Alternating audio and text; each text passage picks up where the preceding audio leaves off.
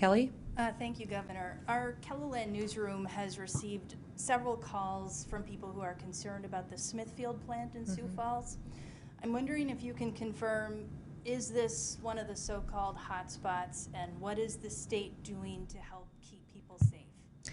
Well, the State Department of Health is working with the Sioux Falls Department of Health with employers in the Sioux Falls area. We believe the employer is taking appropriate actions and protecting its employees and the public. I'll let the Secretary speak to specifics that she can share beyond that.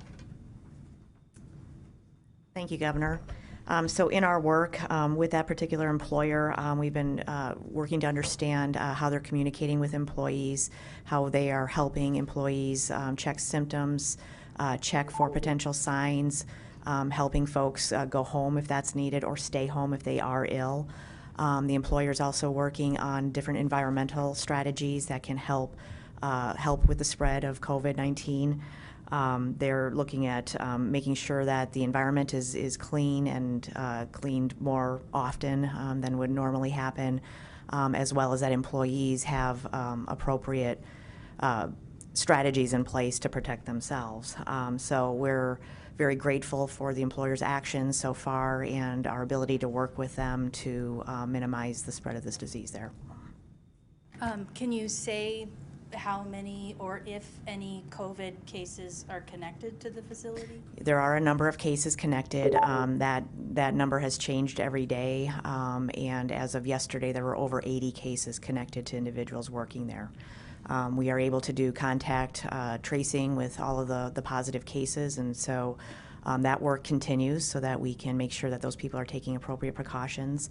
And so at this point, we do not feel that there is a risk to folks outside of the individuals impacted. Sorry to take up so much time. I just want to confirm, when you say connected, that means not necessarily just employees, but maybe people who are linked to those employees. The number that I just cited are individuals that work at the employer.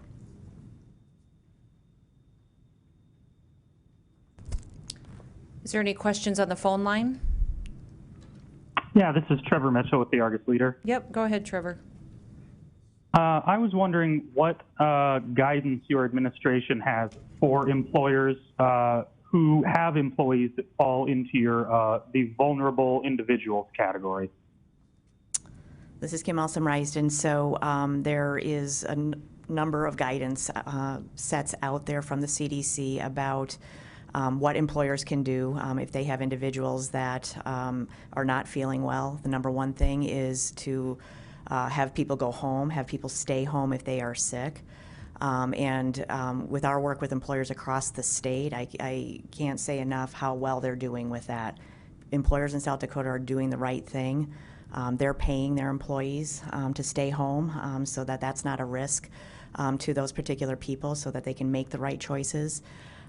So does that answer the question that you had?